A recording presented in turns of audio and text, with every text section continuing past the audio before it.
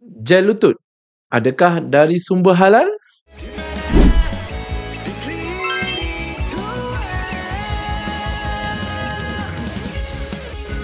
Hai dan selamat datang dan juga selamat kembali kepada pendengar-pendengar channel Klinik Tuah, channel YouTube khas yang membincangkan hal kesihatan sendi, pembedahan, khatan dan pelbagai lagi isu berkenaan kesihatan. Hari ini bersama saya Dr. Akram dan hari ini kita ada tajuk yang sangat menarik, iaitu gel lutut, adakah dari sumber halal?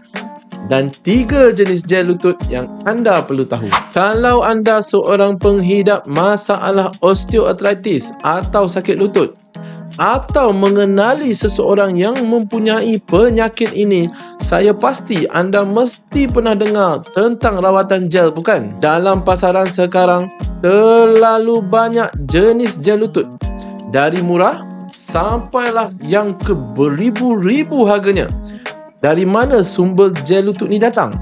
Adakah dia halal ataupun tidak? Dalam video kali ini saya akan kupaskan segalanya berkenaan gel lutut, mana yang patut anda pilih dan perlu ke anda risau tentang kandungan gel yang disuntik ke lutut anda.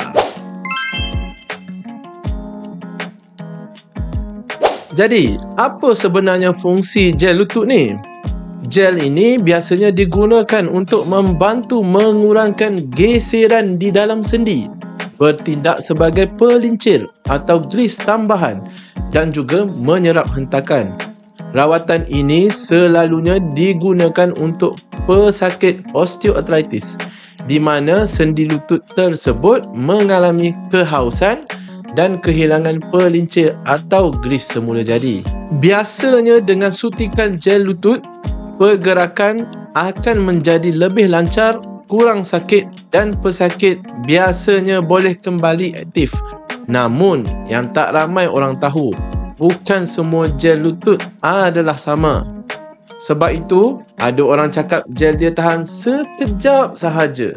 Ada juga yang cakap tahan bertahun-tahun. Jadi, apa bezanya?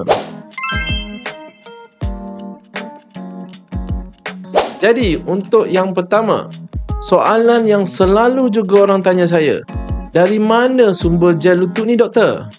Sebab dalam masyarakat kita yang majoritinya daripada orang Islam, kita amat concern, amat kisah sekiranya terdapat elemen-elemen bahan syubhah ataupun haram dalam gel yang disuntik tersebut. Jadi, gel lutut dalam pasaran ini biasanya dibuat daripada 2 sumber utama. Nombor 1 ialah asid hyaluronik semula jadi. Biasanya diekstrak daripada sumber biologi seperti jambul ayam.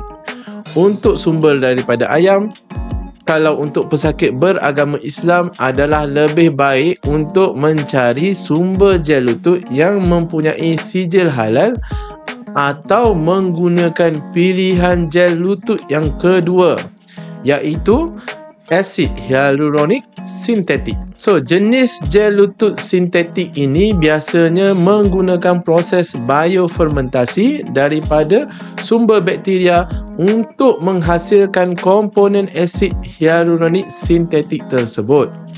Kelebihan gel sintetik ini biasanya mempunyai risiko alergi protein yang lebih rendah berbanding gel daripada sumber semula jadi, dan ada juga kajian menyatakan bahawa gel sintetik mampu bertahan lebih lama di dalam lutut berbanding dari sumber semula jadi. Tapi walau jenis mana pun anda pilih, kedua-duanya bertujuan untuk meningkatkan pelinciran lutut dan mengurangkan kesakitan.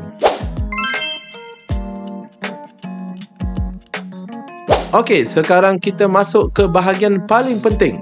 Seperti yang saya katakan sebelum ini, bukan semua gel adalah sama.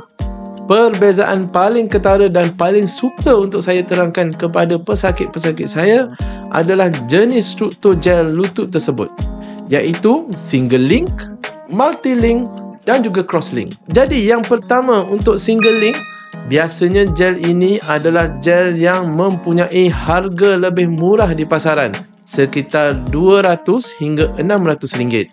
Gel ini mempunyai struktur yang lebih ringkas dan cepat diserap. memberikan efek kelegaan yang sangat cepat, namun kesannya tidak tahan lama dan biasanya memerlukan beberapa kali suntikan susulan. Yang kedua adalah multi-link. Berbanding dengan single link, gel multi-link ini mempunyai ikatan tambahan menjadikannya lebih tahan lama dan lebih stabil berbanding single link. Biasanya harga multi-link ini akan lebih mahal sedikit, mencecah RM1,000. Yang terakhir dan yang paling terbaru adalah crosslink. Gel jenis ini mempunyai struktur yang paling stabil, bertahan paling lama dan memberikan sokongan yang lebih kuat kepada lutut. Namun, bila kita bercakap tentang produk yang lebih berkualiti, harganya juga tentu bukan murah, iaitu sekitar RM1,500 hingga RM2,000. Gel jenis ini banyak digunakan di hospital-hospital ternama di Malaysia.